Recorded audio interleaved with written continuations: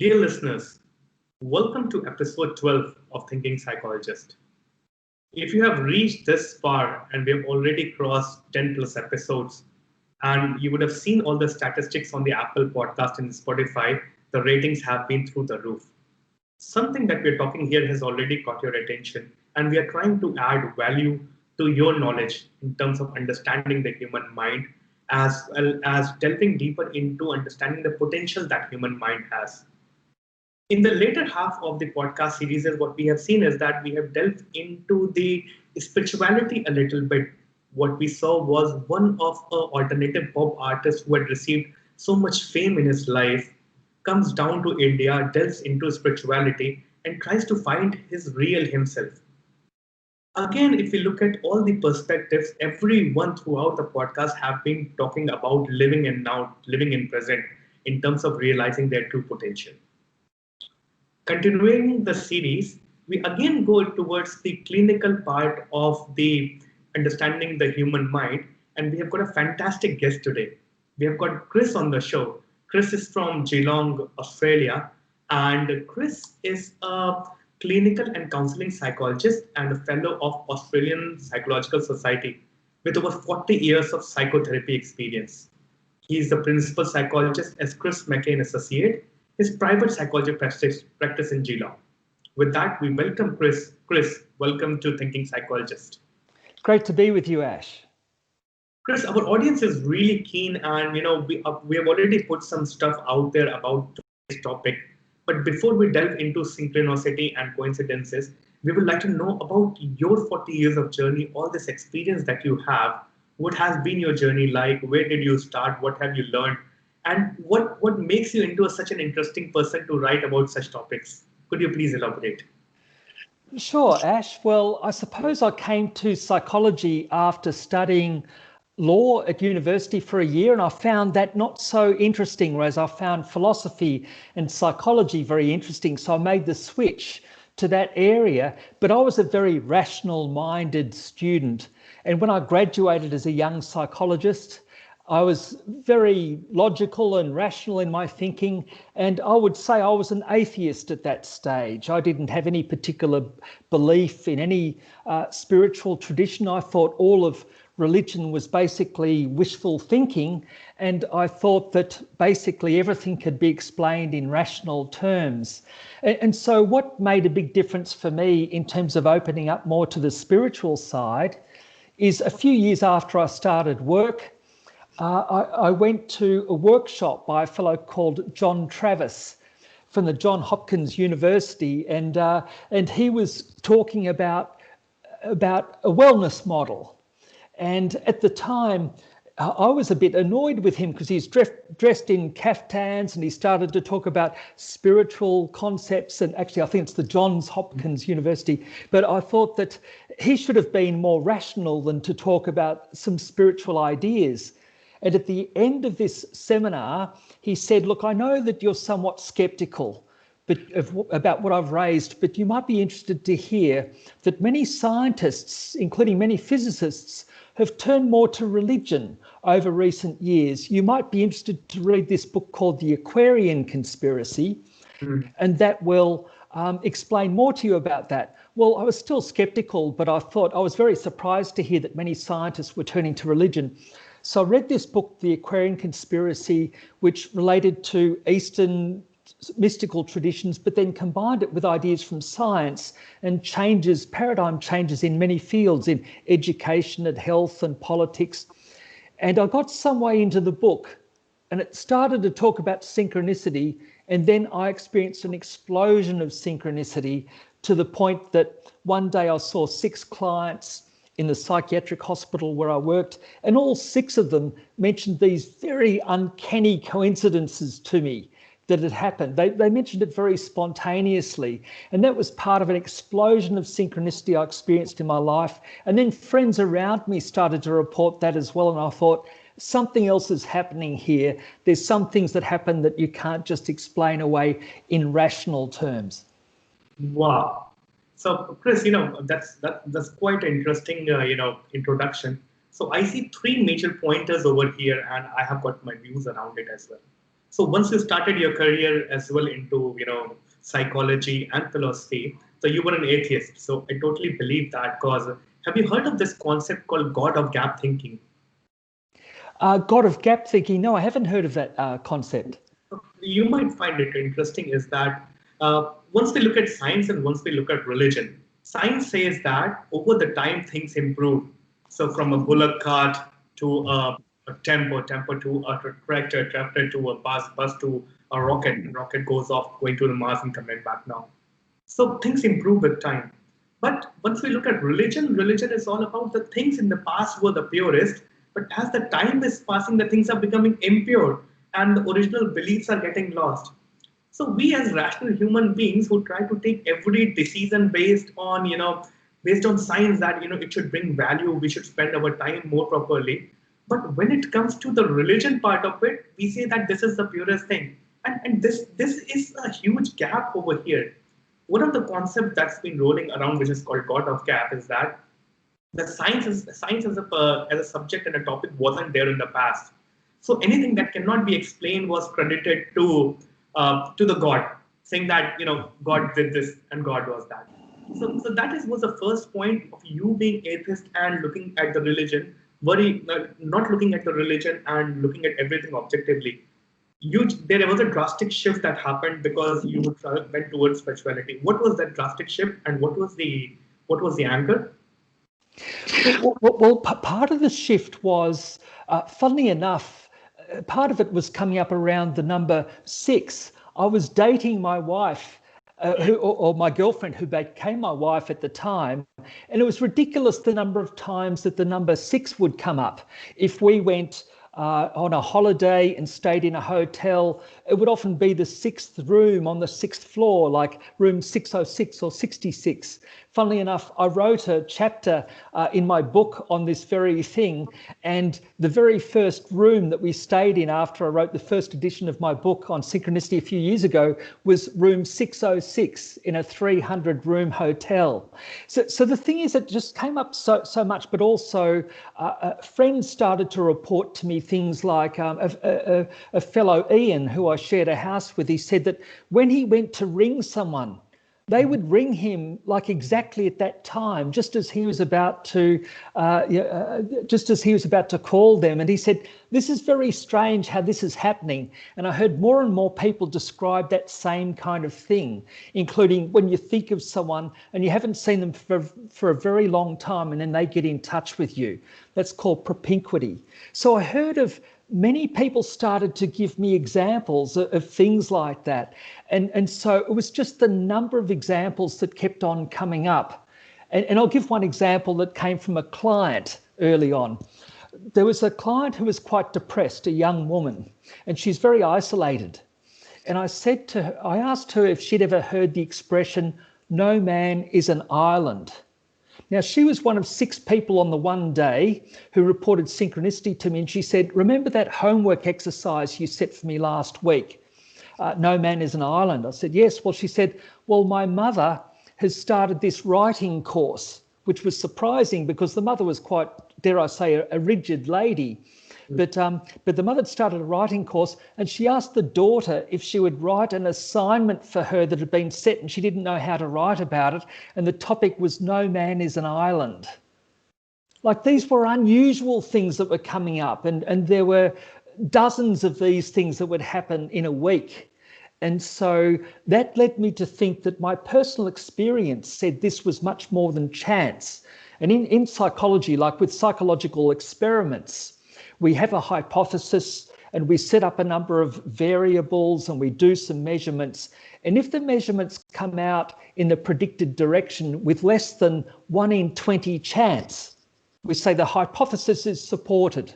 The probability is less than 0.05, it's less than 1 in 20 chance, will support the hypothesis. Well, I thought the things that I was experiencing were like millions to 1. And funnily enough, the psychiatric nurse in the next office to me in those early days of my 40 years of my career, the very first person who was in the office next door, it turned out that she was very interested in synchronicity. And she knew a number of the scientists that I'd read about in this book, The Aquarian Conspiracy, when she'd lived in London earlier. So I thought there's an example of also the term the universe provides. I thought the main knowledge in the world would be found in New York or London or wherever, but here was a resource right in the next door to me, the next door office, who could help me understand more about some of what I was experiencing and point me to other reading and tell me of her experiences. So, and it just kept on compounding from there. So interestingly here, Chris, so what you're saying is the coincidences that happen in your life, if they happen with much more, which happen at a much more frequency, or they happen very frequently, then it becomes a synchronicity. Is that the definition of synchronicity?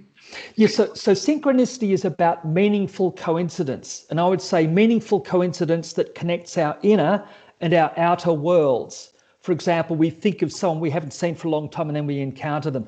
But we particularly apply it to striking coincidences. It's the ones that stand out the most, the ones that make the hair stand out on the back of your neck. They're the kinds of experiences that we tend to appreciate as being the most synchronistic. But it's any meaningful coincidence. And, how really interestingly, Chris, how would you bring science into this synchronicity topic? Because, it would be really hard to plan an experiment around, having the next coincidences to be planned to be happening at a particular frequency. Is there an algorithm being run, or, how are you even tackling this? And also, on the second part, Chris, just to finish my question, how is it impacting us? If it recently happened to me, I was walking down the Westminster in London, and one of my old college mates was just coming straight from the front. And it was just a coincidence, and it happens to anyone and everyone across the globe. What's here? What's the meaning here? Okay, now when I look at the science, there's a couple of things that I'll refer to.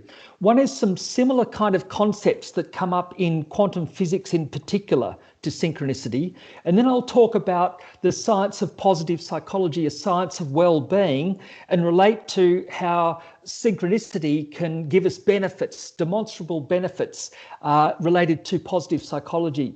But the first one is if we look at quantum physics. Now, quantum physics says that everything is connected with everything else. Mm-hmm. Everything comes down to consciousness. Actually, it was Wolfgang Pauli, one of the quantum physicists, who said to Carl Jung, who came up with the idea of synchronicity, he said, look, Carl Jung, I know that you're interested in synchronicity. You've been interested in it for decades. I know it's a hard thing to write about to get any scientific credibility. However, if you write about synchronicity, I will write another chapter in a monograph with you to encourage you to write about synchronicity. So this is one of the early quantum physicists. And there were other people as well, like Heisenberg, Schrödinger.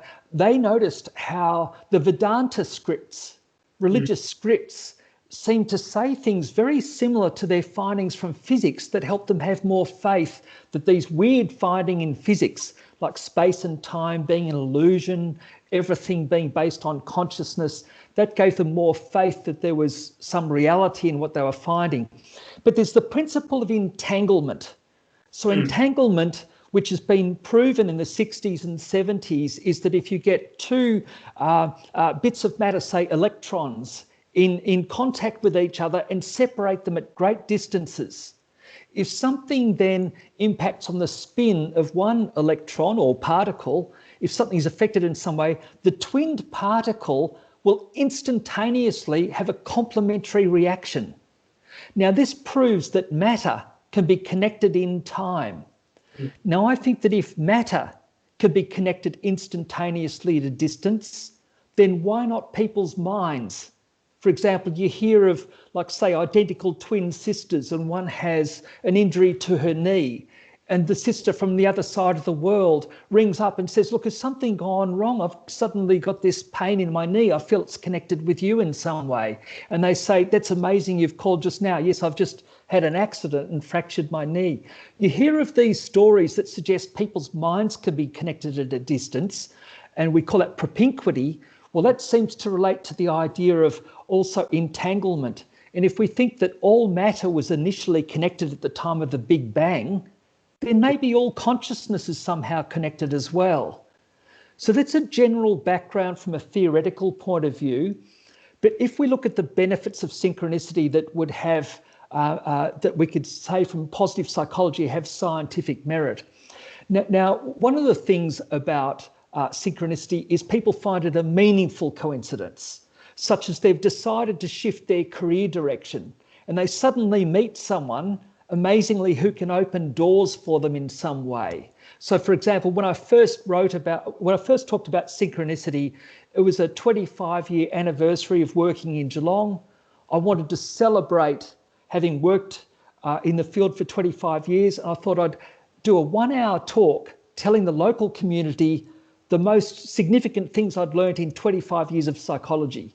I spent 10 minutes talking about Carl Jung and synchronicity, and I spent 20 minutes talking about Martin Seligman, the founder of positive psychology in that field.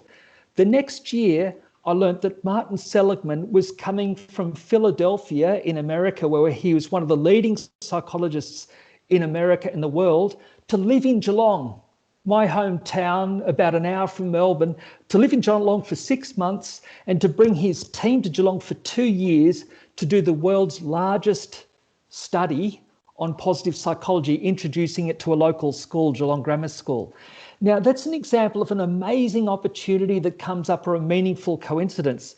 Well, so I think that sometimes things happen that give you a sense also of destiny.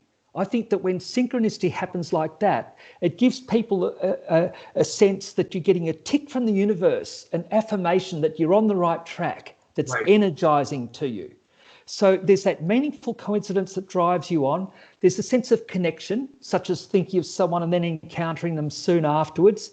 Synchronicity encourages you to use your intuition because you look to interpret the synchronicity a little bit like you might interpret a dream. And it also helps us have a sense of a higher organising force in the universe that relates to, if you like, maybe quantum physics, but also might relate to spirituality. Now, the positive psychology field shows that there are 5 different pillars of well-being, and anything that supports these pillars objectively supports our well-being. It's called a PERMA model, P-E-R-M-A. Anything that supports positive affect or happiness, uplifting mood, engagement, relationships, meaning, or achievement will help our well-being. Now, synchronicity helps each of those 5 things. Positive affect, often when you, like for example, when I heard that Seligman was coming to Geelong, I felt very good. I felt very happy about that naturally. That also helped the M, the personal meaning aspect. It helped me be further engaged in the positive psychology field because I just used this talk after 25 years saying I thought it was one of the most advanced or advancing areas of psychology, one of the new areas that we would still be talking about in 100 years. So that supported and affirmed my engagement in that field. Relationships, it helps your connections, like you feel more connected to people you think about and then you meet them soon afterwards. Or that helped me connect up with Seligman, and I got to meet Seligman and many members of his team and meet him at barbecues at a friend's house who'd brought him out to Australia. So it helped in an amazing way establish these connections, and the energy that it gives you when you feel, for example, that your work is a calling because of that affirmation from these amazing coincidences, it helps your achievement. So basically, also many people have met their partners as I have. I mentioned the number 6 kept on coming up. Many people have met their partners partly through amazing coincidences that we call the synchronistic matchmaker. And that helps people feel there's a sacred quality to their relationship. So even many people who are not particularly religious often believe that synchronicity is like a secular way of tapping into a spiritual dimension in life. So they might feel that their relationship is meant to be, or their work is a calling. And we know from research in positive psychology from a fellow called Ken Pargament and his research, when people feel there's a sacred dimension to their work or their relationships, and uncanny coincidences or synchronicity can bolster that feeling, then that helps our engagement, our well-being. We manage stress more. We're more resilient in the face of challenges. So there are all these benefits that can come from the experience of synchronicity. Interestingly, Chris, I can relate it to myself because I've had so many coincidences and things as well. But if you put the same conversation in front of a spiritual leader, he would go ahead and put the fact that God has a plan for everyone, and you're just following God's path. But once we look at the scientific angle to it, you're saying that once we start to look at things in a different way, we start to look at these coincidences and try to relate it by saying that this cannot be just a mere coincidence, as there is something much bigger than that. And that is where the 5 pillars of the wellness and the well-being come into the picture. And then mostly you find your destiny. You say that this is my destiny, and I move forward in that direction. Yes, and it can help sometimes, even if an experience seems negative. So I mentioned how the number 6 had already been very significant to me. Now, it turned out it was actually by chance. I hadn't planned it this way, funnily enough, certainly not consciously. But I became engaged to my wife at 6 o'clock on the 6th of June. Now, all these sixes. But 6 years later, now people would know I didn't plan this consciously. At 6 o'clock on the 6th of June, the 6th month of the year, I was admitted to a psychiatric hospital with severe depression. Now, I was off work for 6 months. I was hospitalised twice. At that point, I thought it could be the end of my life. I was very suicidal, and I thought I would likely never recover. I was so severely depressed. And I didn't even realise at first it was 6 o'clock on the 6th of June I'd been admitted, because I wasn't well oriented to time with my depression. But after a little while, when I recognised that echo of that time came up, then I couldn't help but feel that there might be extra meaning or benefit in that. And of course, in the years since, so this is 30 years ago, in the years since, I found that experience of being in hospital and what I learnt from going through and recovering from a depression that I was convinced I'd never experience again. And I've never been depressed today in the last 30 years since my recovery. But that was one of the most useful learnings of my life. So I think that also relates to the statement of Joseph Campbell, the mythologist, has an expression, where you fall, there your treasure lies. Now, it can be hard to see that at the time when you're going through dark times. But in my experience, if people recognise that there's something synchronistic or some very uncanny timing in something that's happened, when I look back, soon after I was recovering, that gave me more heart, that there might be more of a pattern, more meaning, maybe that notion of it being meant to be. So some people might use the term God has a plan for you. And I don't have any objection to that language, even though I don't think of it in the same way. I think more in terms of a free kick from the universe, or there being some kind of universal mind or consciousness that helps guide us. In a sense, it's the same thing. Chris, have you also looked at numerology and astrology on these subjects as well? Because they also talk about some numbers, favoring your personality. And you're talking about number 6. Star City Casino people are going to ban you from using 6 on the roulette table. Then I guess. Have you tried that? Interestingly, have you tried roulette table? I've looked a little bit into numerology, but it's not something that I practice in any particular way. I was interested when I went back to research the first edition of my book, which came out a few years ago. I did look into numerology somewhat, and I was interested to see that the number 6 related to Venus, the god of love, amongst other things as well. It was the only digit.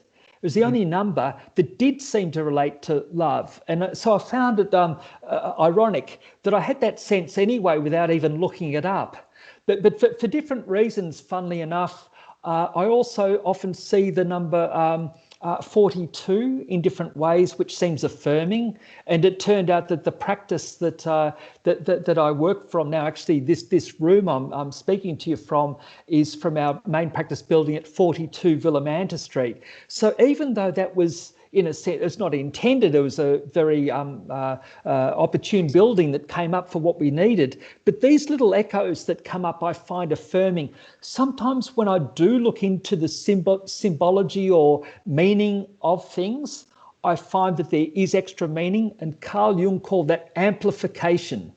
Mm-hmm. You study something about a symbol, you might look up numbers and what they mean, and then it can sometimes amplify the meaning. I find often people have an intuitive sense of what an uncanny coincidence means to them anyway. But I do find sometimes that if there's a weird name that comes up, or lately I've been interested with some of the things that Plato talked about many years ago. And I had some synchronicity around Plato. So I looked up more of what Plato was on about, and I realized that he talked about different types of divine madness, including prophecy. Well, I think that synchronicity can include a kind of prophecy. It can help you anticipate something that's happening in the future at times. And I give examples in my book. Now, I think it's interesting that Plato 2,000 years ago talked about that as a form of divine madness. So that research also adds, when people do research things, and like numerology probably as well, it can add sometimes some further intensity or understanding to the meaning of a coincidence. And apart from your personal experience, Chris, into synchronicity, and if you get a sign, going behind the signs, studying more about that particular sign, for example, have you found more people surrounding you have had a similar experience and are pursuing that synchronicity? And secondly, the question that I want to ask, if I'm in a current state now and understand there are certain signs that are influencing me, in my current life, do I seek those signs, or I do look for those signs? Because till now the synchronicity was all about coincidences. But when I start to actively look for those signs, does it still remain a coincidences? I'm actually looking for those things and trying to make it a coincidences. What are your views on that? It's an interesting thing, because I've found at times in the past also being tempted to look for something, or to find something, or to try and squeeze an interpretation in a favourable way. And then I tend to find the synchronicity gets less. I think if we try and, if you like, fudge it or force a kind of outcome, as tempting at times as that might be, it won't work so well. So I think that experiencing synchronicity is more about being open. It's about being open without judgment or prejudice about what might happen. And so I find that there are times, including when I wrote about synchronicity, both the first and second edition, there are times when I'm more focused on synchronicity without trying to force it or make it happen, that more things will happen. For example, the first day I started writing the second edition, 3 very different people, including from different countries, contacted me to let me know about amazing coincidental things that had happened. And they knew about me from the first edition of my book. Also, I was only writing about a handful of clients in my book, and several of them who I hadn't seen for 5, 10 or 20 years got back to get in touch with me to see me again for therapy. I find that when I'm focusing on something like writing about synchronicity, I do find that more coincidences tend to happen, and I'll be more attuned to these things. But I think that there's a different level of energy or resonance, if you like. People sometimes call it the law of attraction. And if we try and force it, I don't think it will happen. But if we have a strong intention, or we're channeling our energy or focus in a certain way, then I think it's more likely that these things will happen. I think also synchronicity happens more often when we're following an optimal path in our life or life destiny. So anything that helps us follow an optimal path, including rational ways of deciding what might be a good way for us to go in, or looking at opportunities that come up and looking to make the most of them. So it's not all about sitting back and waiting for coincidences to happen. We still live our life in our usual ways. But I think if we're open to different things that happen and notice what we notice, and then let it resonate what a meaning might be. It mightn't be immediately apparent, but we can allow it to be in the back of our mind, and it might be sometime later that a meaning becomes apparent, and we can think, that's it. That might be why, like I met that person under these circumstances, or I was wanting to go in this direction and I was blocked and I felt very frustrated. But now I can see how it's so much better that I went in this other direction, And it's quite striking how often a meaningful coincidence might have facilitated that shift. Interesting, Chris.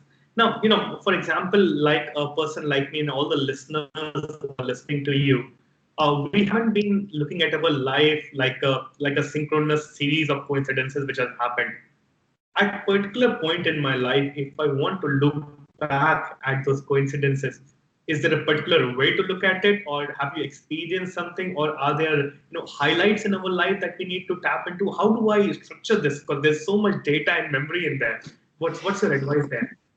Yes, well, I think the simplest way of thinking of that is I draw on an expression from my grandmother. And my grandmother, I think she said this more when she was approaching about 70 years of age, but she lived until she was 90. And she used this expression: life is like a jigsaw puzzle. The longer you live, the more you see the jigsaw puzzle pieces fall into place. And I like that, and I find meaning in that. And so for me, one of those jigsaw puzzle pieces would have been meeting Martin Seligman when he came to Geelong. Another jigsaw puzzle piece earlier on would have been marrying my wife. Another jigsaw puzzle piece was when I played golf with a friend who said she wanted to post a letter. I asked what the letter was, and it was applying for a kind of scholarship.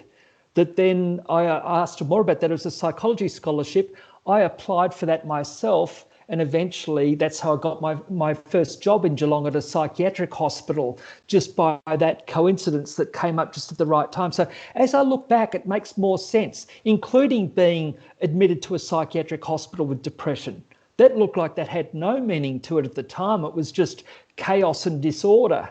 But I look back and see how significant that was in deepening my understanding about psychology and about helping people in their well-being. It actually also helped me deal with the stigma of having been off work for 6 months, and I learned not to be bothered about what other people thought, because in recovering from that depression, I couldn't care so much about what people thought of me. I knew what counted and what didn't, but that actually helped write about synchronicity, which a number of people in my field would think that's not a particularly acceptable subject to write about. They might have thought it was not scientific enough. And quite frankly, I didn't care about that. I wasn't concerned about whatever disapproval might come my way, because there'd be nothing more challenging than having dealt with the experience of publicly having gone through depression all those years ago. So it's kind of like, as you look back, you can see a pattern and a thread that makes more sense of your life in a certain way. And when I look back, and I particularly notice the things that involved uncanny coincidences, it seems that sometimes I was nudged somewhat on my path by something beyond myself, something larger than myself, something bigger than myself. And I actually find that's a very affirming experience to have that sense, even though I'm not particularly religious. It's something, I suppose, overlapping with spiritual beliefs. There's a larger consciousness that can relate to, and I think often it's benevolent. On this particular point, Chris, once you talk about, connecting the dots and, looking at those experiences and then trying to find well-being. On the other part, do you think the self-talk that's happening inside our head about the experiences of where we are putting the attention to, if I start to look at it at a negative point of view and look at my past in a negative way, it can hamper my well-being as well if I draw the dots in a wrong way?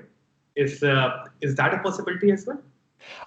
Yes, it is. And that's the whole basis of the most fundamental therapy approach that I've always followed, which is cognitive behavioural therapy. And what that means, like much of modern psychology, is we don't react to the world as it actually is, but we react to our view or perspective on the world. And so we know that all things being equal, if we have an optimistic outlook, that will help, seeing the glass as half full as opposed to half empty. If we have what's called a growth mindset, rather than a fixed mindset, rather than thinking I'm clever or I'm not, or I'm capable of this or I'm not, or I'm creative or I'm not, we can keep on developing our attributes in different ways rather than having to accept certain fixed limits. So yes, I think that the way that we look at things does make a difference. And that's where I think that it's a real benefit to look for the silver linings to be grateful for positive experiences in our life, and also for the support that we get from other people around us. We can accept that many things are very challenging and difficult and at times terrible, such as the impact from COVID. Mm-hmm. However, there are silver linings when we look at how sometimes people will pull together in our families or communities to look to help each other in different ways. But there are also silver linings in looking at focusing on what's most important to us, what we might appreciate the most. So I think it very much comes down to our perspective, and there's quite a degree of choice in what perspective we take. So in your book, you're writing the version 2 of this book, or 2, the version is already released, Chris, is it?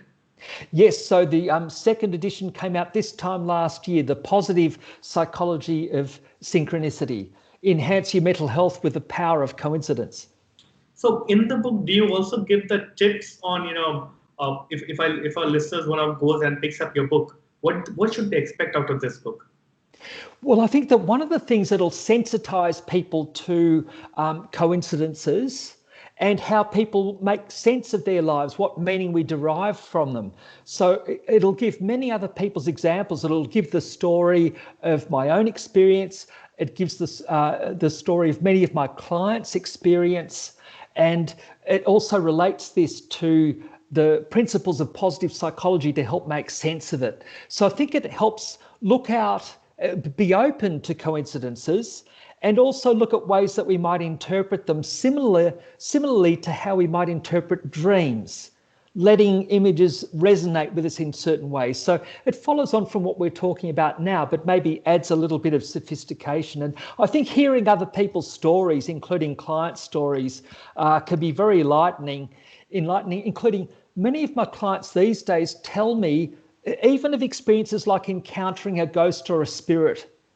Now, people didn't used to say that kind of thing to me, but now that people know I've written about synchronicity, they're less censored, they're more free to tell me about different experiences that they've had. And I write about some of these remarkable experiences in the book, and I know that that helps other people tell their stories and be more confident to express those parts of our life that are based more on intuition without bothering if it seems completely rational to other people or not. So, once you talk about dreams, so it's about looking for those coincidences and hints in your dream as well. We had, interestingly, one of the guests on our show who was expert at lucid dreaming. And he's also talking about similar stuff where he's saying that, if I think about a particular thing throughout the day, there is quite a bit of chance that I'm going to encounter it in my dreams as well. And and then it's getting the awareness in the dream is a point. So, but that's on the other point, and we are almost reaching 40 minutes into this conversation, and the attention span is not going to be that much. And we see a lot of listeners dropping off around 40-45 minutes. So, yes. With that said, with your permission, I'm going to be putting the links to your book and under the podcast series. And Chris, I hear that you also host a podcast series, is it? Yes, there's a podcast that I do with my son called Psych Spiels and Silver Linings. So Psych Spiels is when we talk about different aspects of psychology and mental health functioning. So we also talk about things like anxiety or depression or trauma reactions, but also ways of motivating ourselves, ways of managing with lockdown in COVID, but also lots of positive stories as well. But also, a lot of it is to do with the kind of themes I talk about with clients in our everyday practice. And so we have a lot of resources, including the tip sheets we use for our clients at chrismackey.com.au. That's our main website. And Chris Mackey, that's Mackey. At this stage of my career, having worked for 40 years, I'm trying to convey the most useful and practical ideas to the wider public that we find most helpful for our clients. Right. So part of that is about managing with difficulties such as anxiety or depression, but also we're interested as positive psychology is enhancing the positive pole of our well-being. And that's where synchronicity comes in as well. Even if you're traveling well in your life and enjoying life in many ways, it's a way of deepening and broadening our sense of connection with something, deeper and broader. Truly you have at least got my attention to look at my life itself in a different way and look for those signs similar to what number 6 that you have received. So coming to the summary of this podcast, Chris, I'm going to quickly do a summarization of what we have learned for our listeners, and then I'm going to ask you to do the same before we bid the farewell.